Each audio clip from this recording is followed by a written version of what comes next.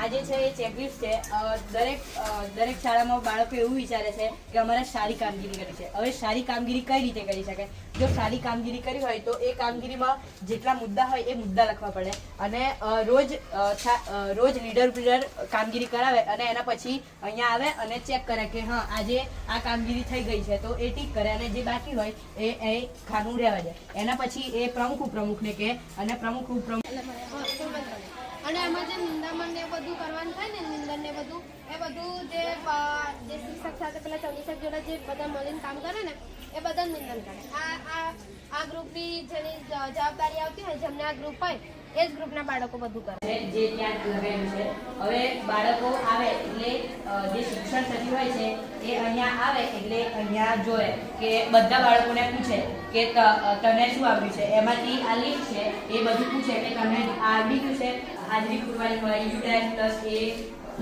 કરવાનું એ બધું જે કામ હોય એ શિક્ષક નહીં કરતા પણ અમે પાડેલા છે. તો શિક્ષકો એમાં જે માહિતી જોઈતી હોય એ માહિતી એ ડીએમને લખીને આપી દે અને જે ઓનલાઈન કામ કરવાનું હોય એ અહીંયા કોમ્પ્યુટર લેબમાં બેસીને જે બાળકો હોય એ જાતે જ કરે છે અને એના ડેટા જેટલું કામ થયું હોય એટલું જે શિક્ષક હોય એમને કહી દે છે. શિક્ષક પ્રમાણે અને ધોરણ પ્રમાણે ડેટા મેનેજર અને એકદમ સારી રીતે સમજાઈ શકે. અહીંયાથી કોઈ પણ બોલે એટલે જે તરંગો હોય એ ફેલાય અને એના કારણે બધાને સારી રીતે સમજાઈ શકે. પછી અમે અહીંયા આ એટલા માટે બનાવ્યું કે વિજ્ઞાન, સામાજિક વિજ્ઞાનમાં કોઈ પ્રયોગ આવતો હોય તો એ પ્રયોગ વનસ્પતિને જોઈને કરવાનો હોય તો જે શિક્ષક હોય અહીંયા આવીને અહીંયા પણ અમે વિજ્ઞાનના પ્રયોગ કરીએ છીએ અને પાઠ્યપુસ્તકમાં આવતા હોય. અને પ્રાર્થના સમયે અહીંયા લીડર ઓફ લીડર ને પ્રમુખની મીટિંગ થાય છે. પેલી બિલ્ડિંગ નથી બની ત્યારે અમે આ નકશો બનાવડાયેલો તો એની અંદર તો અહીંથી આપણે આવીએ તો તમારે કઈ જવું તો અહીં આગળ આવીએ તો અમારે મેમાં જવું હોય તો સીધા જાય તઈ વળી જવાનું. પછી આ અમારી ફરિયાદ પેટી છે જેમાં 4 ગ્રુપના 4 શિક્ષણ સચિવ છે. તો અમારે આવી ગ્રુપના કિચન ગાર્ડનની કામગીરી છે તો એ મહિનો પૂરો થાય એટલે મહિનાના એન્ડમાં અમે સંસદ કરીએ. એ સંસદમાં માનો કે ભાઈ ગ્રુપમાં કોઈ કામ બાકી હતું જેમ કે ટગરી ભરવાની બાકી રહી ગઈ તો એ કોઈક બાળકના ધ્યાને આવી તો એ ગ્રુપના લીડરને કહે છે પણ એ કહેવા છતાં એ કામ નહીં થતું તો એ તારીખ મારી અને એ ફરિયાદ નોંધશે અને એ સંસદમાં એવી બધી ફરિયાદો કરશે કે આ ગ્રુપના આ દિવસે આ કામ બાકી હતું એવી સંસદમાં ફરિયાદો થાય છે. લીડર પોતાના ગ્રુપમાં સારું કામ શું કર્યું અને બીજું એમનાથી શું સારું નથી થયું એ બધી કામગીરી કહેશે. ત્યારબાદ આખું 3 થી 8 4 ગ્રુપમાં વિભાજિત બાળકો ગ્રુપ વાઇઝ બેસે છે. ત્યાં એમને સૌથી વધુ આખા મહિના દરમિયાન જેની કામગીરી સારી લાગી હોય એ ગ્રુપને વોટ આપવામાં આવે છે અને એ જ સમયે જે નવી કામગીરી આવી હોય એ કામગીરી બધાને વહેંચવામાં આવે છે કે આ કામ કોણ કરશે. વોટિંગમાં એવું હોય કે પોતાના ગ્રુપ સિવાય બીજા 3 ગ્રુપની જે આખા મહિના દરમિયાન જેની કામગીરી સારી લાગી હોય એને વોટ આપવામાં આવે. પછી વોટિંગ પૂરું થઈ જાય એટલે એ વોટિંગના કાગળ પ્રમુખને જમા કરાવવામાં આવે. પછી પ્રમુખ એ વોટિંગની ગણતરી કરે. એમાં જેને સૌથી વધારે વોટ હોય અને પહેલા નંબરે જે ગ્રુપ આવ્યું હોય એને અમે 100 પોઈન્ટ આપીએ અને બીજા નંબરે આવ્યું હોય એને 50 પોઈન્ટ આપીએ અને ત્રીજા નંબરે આવે એને 25 પોઈન્ટ અને ચોથા નંબરે આવે એને અમે -25 પોઈન્ટ માઇનસ કરીએ છીએ જેનાથી એ આ મહિને વધારે પ્રયત્ન કરે અને એ ગ્રુપ પાછળ રહી ગયું હોય એ આગળ આવવા પ્રયત્ન કરે. તમે બધું જાણ્યું કે ગ્રુપ કેવી રીતે બને, ભાઈ પ્રમુખની ચૂંટણી કેવી રીતે થાય, લીડરોની ચૂંટણી કેવી રીતે થાય, સંસદ કેવી રીતે, સંસદમાં શું કામ થાય. તો હું તમને એવું જણાવું કે કેબિનેટ ભરાય અમારી. કેબિનેટ મહિનાના અંતે એક દિવસે મીટિંગની જેમ હોય તો એની અંદર અમે બધા નિયમો બનાવીએ કે ઠરાવ. એની અંદર આજે હવે નિર્જલા બોલી કે આ 100+ થાય, માઇનસ થાય, એવા બધા નિયમો અમે કેબિનેટમાં બનાવીએ.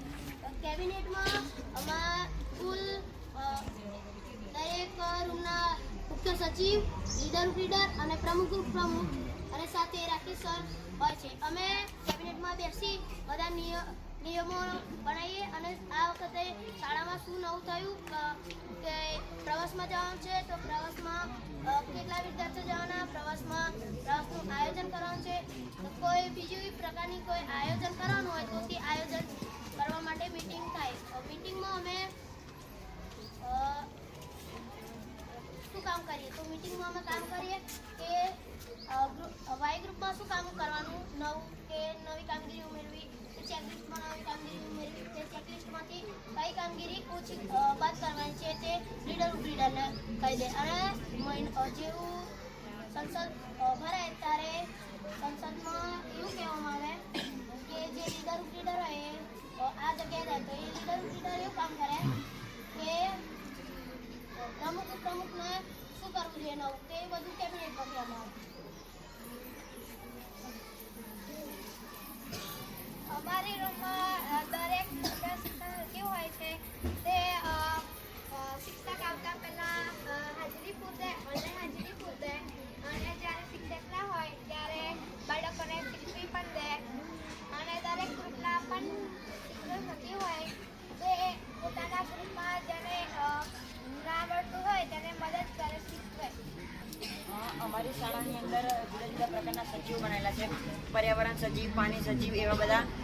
એ લોકોને નિમણૂક અમે એવી રીતે કરે છે કે જેને પણ આ જે સજીવ બનવા છે એ પહેલાં એમની એક ચિઠ્ઠી લખે કે મારે આ સજીવ બનવું છે તો હું આ રીતે મારાથી બનતા શ્રેષ્ઠ પ્રયત્નો કરીશ. પછી એ ચિઠ્ઠી પ્રમુખ પાસે આવે છે. જેની ચિઠ્ઠીની અંદર સારું કામ લખેલું છે એની નિમણૂક અમે પર્યાવરણ સજીવ તરીકે, પાણી સજીવ તરીકે કરીએ છીએ. પછી એ સજીવો પછી ટીએમ બનેલા છે. દરેક શિક્ષકને 2-2 ટીએમ આવેલા છે. જે શિક્ષકનું ગમે તે પણ કામ હોય, સર્વેક્ષણ કરવાનું હોય, જુદા એમ્પ્લોય કરવાનું હોય, એ જે છે એ બધું એ ટીએમ કરેલા છે. એના પછી દરેક રૂમની અંદર શિક્ષણ સજીવ બનાવેલા છે. જે એ લોકોને એવું કામ હોય છે કે શિક્ષક વર્ગની અંદર બેસતા પહેલાં એ લોકોના હાજરી પુરાઈ જવી જોઈએ, હાજરી ઓનલાઈન થઈ જવી જોઈએ. શિક્ષક આવે એટલે ખાલી અમને રૂમની અંદર જે ક્લાસ નેવિગેટર છે એ એક ભરવાનું રહેશે. ક્લાસ નેવિગેટર અંદર તમને જે ફર્યા છે એમને સમજાવી દીધું છે.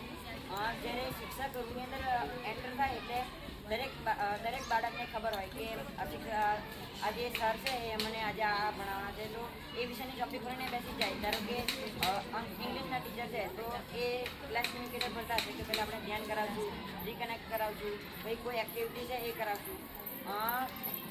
રૂમની જેમ ગ્રુપની શાળાના 4 ગ્રુપ છે એવી રીતના રૂમની અંદર પણ 4 ગ્રુપ છે. જો કોઈ એવી કોઈ એક્ટિવિટી આવે ગ્રુપની અંદર ડિસ્કશન કરવાનું છે તો એ અમે ગ્રુપની અંદર જે અમારા 4 ગ્રુપ છે એની અંદર જ ડિસ્કશન કરી દઈએ. કોઈ પ્રશ્ન, કોઈ કશું સમજણ ના પડી હોય, હજુ લગી તમે જે કંઈ જોયું હોય